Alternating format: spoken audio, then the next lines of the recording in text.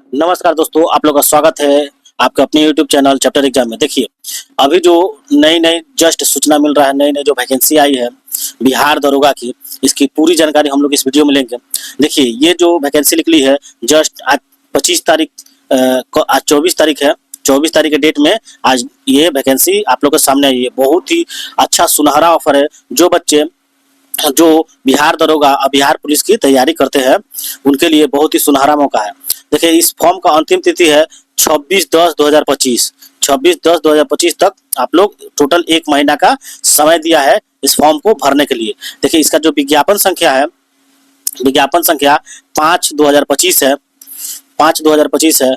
और ये जो है ये लेवल 6 का पोस्ट है। कितना है? लेवल 6 का पोस्ट है। और ये पोस्ट है पुलिस अवर निरीक्षक, पुलिस सब इंस्पेक्टर, पुलिस अवर निरीक्षक, पुलिस सब इंस्पेक्टर का ये पोस्ट है।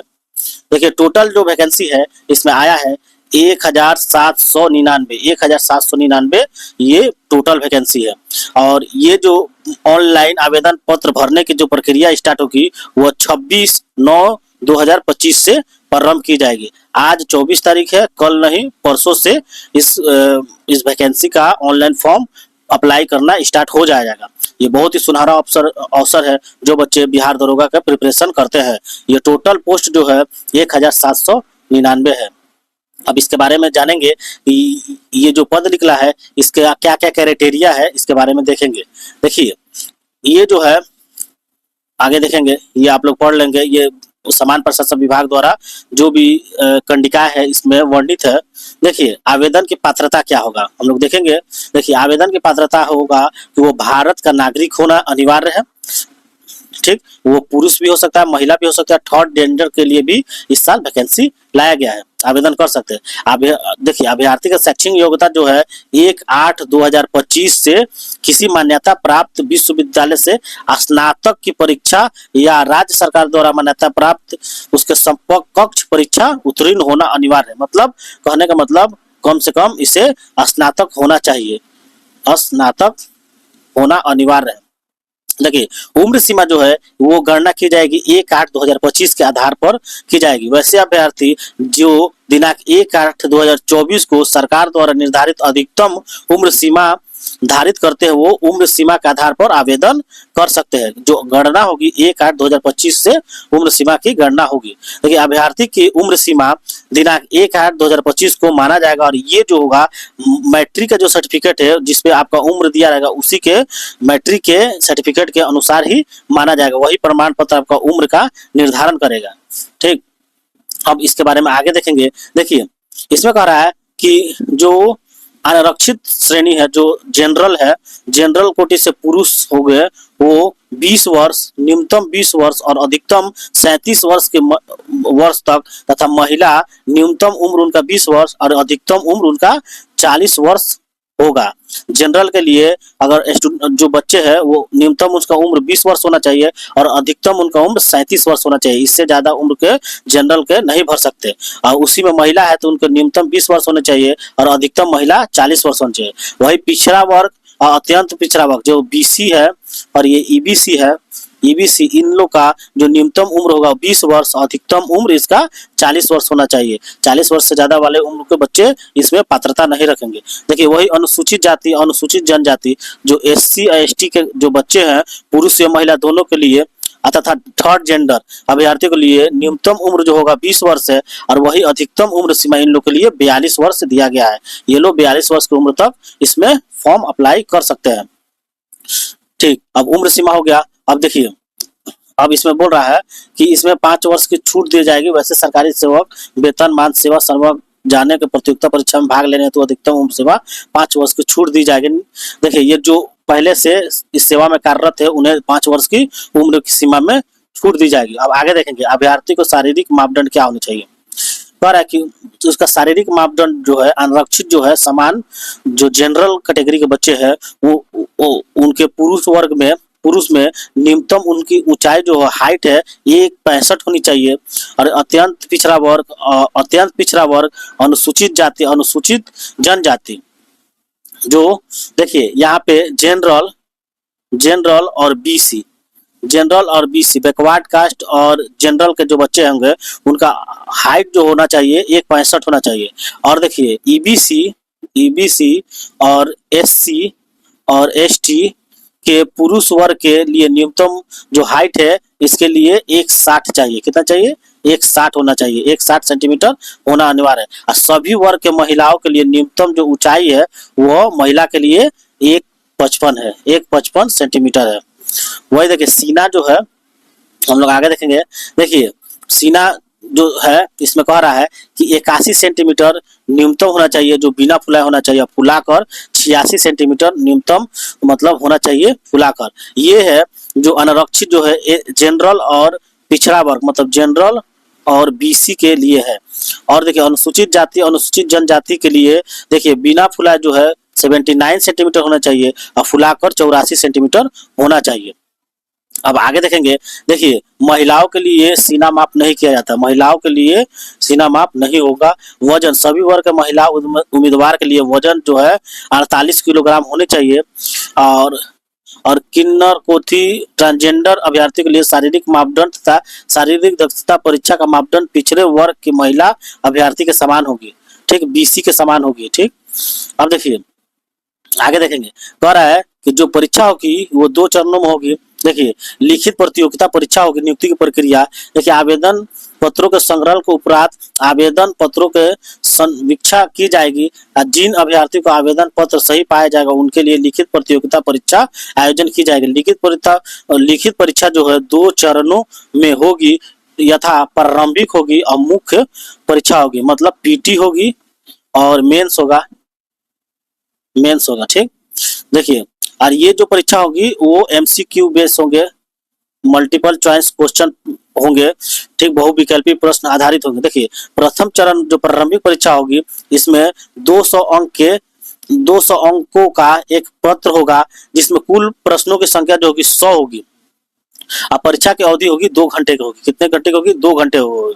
अब प्रत्येक जो प्रश्न होगा वो 2 नंबर का होगा, ठीक।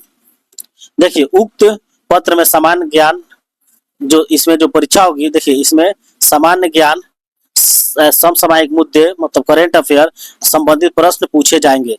इसमें 30% मतलब इसमें अंक कम प्राप्त करने वाले अभ्यर्थी को मुख्य परीक्षा के लिए असफल घोषित किया जाएगा। प्रारंभिक परीक्षा में प्राप्त अंकों के आधार पर रिक्त के 20 गुना सफल अभ्यर्थियों का चयन मेगा क्रम में आरक्षण कोटिवार किया जाएगा। मुख्य लिखित परीक्षा हेतु अर्हता प्राप्त अभ्यर्थियों को पर्याप्त संख्या में अनुपलब्धता की दशा में उक्त अनुपालन नियुक्ति के रूप में कम की जा सकेगा। देखिए विज्ञापन के लिए प्राप्त आवेदन को संख्या के आधार पर 1 से अधिक पालियों में परीक्षा की आयोजित की जा सकती है, ठीक, 1 से अधिक पालियों में की जा सकती है। अब देखिए बहु प्रश्न पत्रीय परीक्षाओं के मूल्यांकन हेतु इसमें नॉर्मलाइजेशन अंकों की गणना इक्वाई परसेंटाइल मेथड से की जाएगी। अब देखेंगे दूसरा चरण। देखिए दूसरा चरण जो होगा मुख्य परीक्षा प्रारंभिक परीक्षा में सफल अभ्यर्थियों को मुख्य परीक्षा में सम्मिलित होने के अवसर प्रदान किया जाएगा।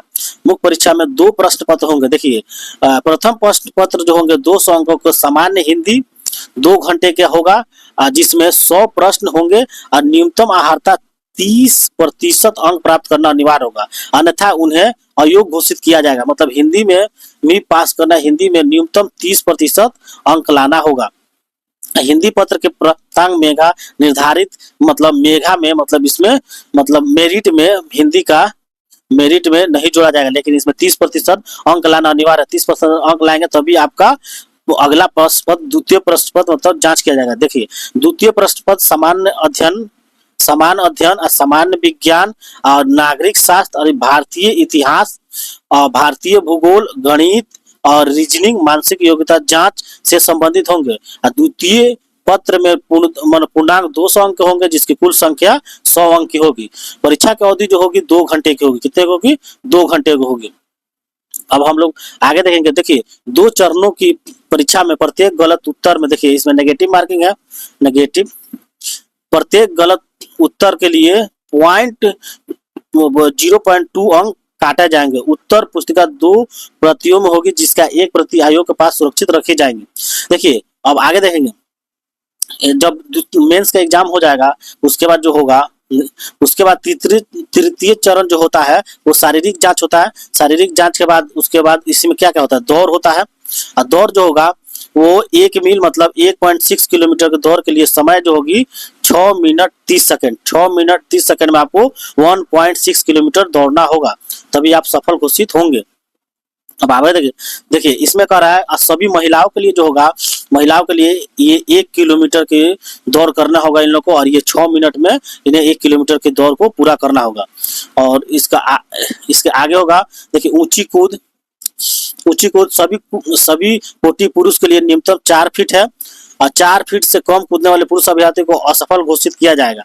और सभी कोटि महिलाओं के लिए न्यूनतम जो है 3 फीट है। लंबी कूद देखेंगे, लंबी कूद में सभी कोटि के पुरुष के लिए 12 फीट है, और सभी कोटि के महिलाओं के लिए न्यूनतम 9 फीट है, उनको कूदना पड़ेगा जो लंबी कूद होगा। अब आगे देखेंगे, देखिए गोला फेंक होगा। गोला फेंक सभी कोटि के पुरुष के लिए 16 पाउंड गोला न्यूनतम फेंकना होगा, और इससे नीचे फेंकेंगे तो आप असफल हो जाएंगे। और सभी कोटि के महिलाओं के लिए 12 पाउंड फेंकना होगा गोला, न्यूनतम मतलब 10 फीट फेंकना होगा। तो महिलाओं में 10 फीट से अगर कम फेंकेंगे तो वो अयोग्य घोषित की जाएंगी। अब आगे देखेंगे, देखिए इसमें जो थर्ड जेंडर के लिए दिया गया है, देखिए ये समान प्रशासन विभाग का ये ज्ञापन संख्या, इसी के आधार पे इन लोगों को भी इस बार जोड़ा गया है। अब आगे देखेंगे, देखिए ये रिक्तियां हैं, आप लोग देख लेंगे। देखिए अनुसूचित जाति की टोटल सीट 210 है, और इसमें महिला का 74 सीट है रिजर्व, जो 35% आरक्षण के आधार पे है। ठीक, देखिए अनुसूचित जनजाति का टोटल सीट 15 है, और महिला के लिए 5 है। ईबीसी के लिए ईबीसी का 273 है, और महिला का 96 है। अब बीसी के लिए 222 है, और महिला के लिए 78 है।